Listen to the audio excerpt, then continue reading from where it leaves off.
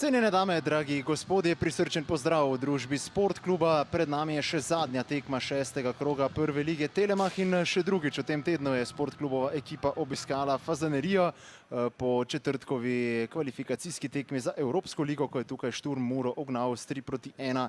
Vsak trenutek se bo torej začela še zadnja tekma tega kroga prve lige Telemach.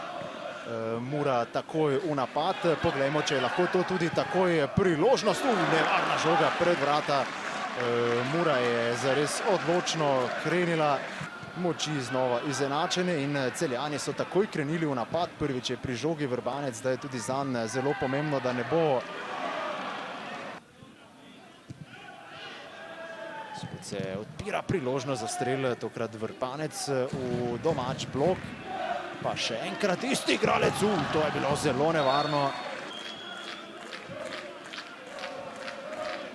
Zdaj spet priložnost za podajo pred vrata in dočakali smo prvi strel v okvir gola in sicer v 21. minuti podaja Škoflek nazaj na sredino, Horvat, tudi tokrat krasna diagonala, zdaj na nasprotno stran. Ali bo prišlo do zadetka, nevaren strel Lotriča, vendar tam so se s črte rešili Celjani. Pa še enkrat Maroša, zdaj več prostora za Muro. Horvat, krasen dribling, Horvat do strela in vratnica! Lotrič proti oddaljenejši vratnici, ne najbolj posrečeno gostujoči vratar, vrata so prazna, nihče pa ni uspel zaključiti. No, zdaj pa odlično Raduha, ki se je odkupil za Begić je v napadu, Begić tako je opazil Medveda, pa potem nevarna žoga na desno stran, kjer se je vključil Kadušič. Napad za Muro, zdaj po levi, Šturm za Klepača.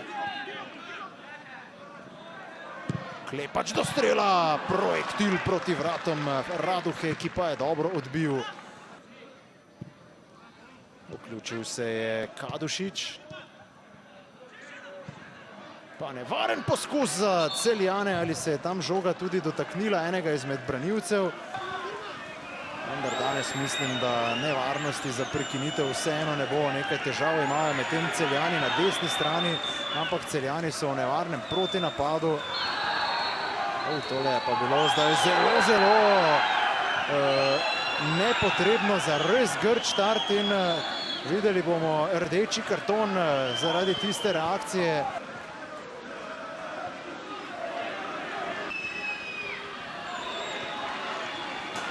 Žižek, tisti, ki je končal s tekmo, vsaj tako se je zdelo. Zdaj z komentatorskega mesta ne vidim več najbolje na zelenico, je tudi Žižek, torej z igrišča. Dva rdeča kartona, torej zdaj v finišu, tule je povsem po nepotrebnem zavrela kri.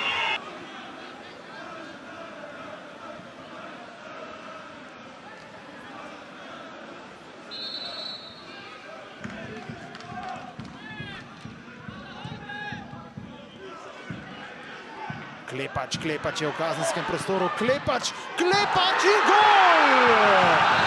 Mura vendarle prihaja do vodstva in sicer v izdihljajih tekme veselje na Fazaneriji, kjer črno-beli slavijo.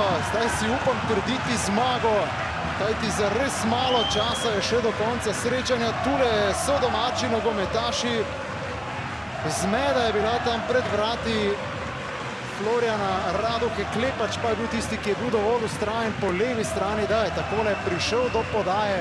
Najprej je vratnica rešila Raduho po posredovanju obrambe.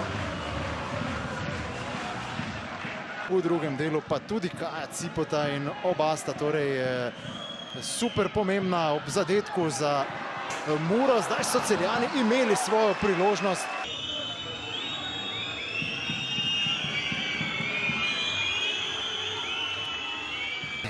Malo je bilo v prvem polčasu, začetek je bil zelo dober z naše strani, tako mi z 8 sekund za dobra priložnost. S črte so tudi izbili žogo, smo bili nekako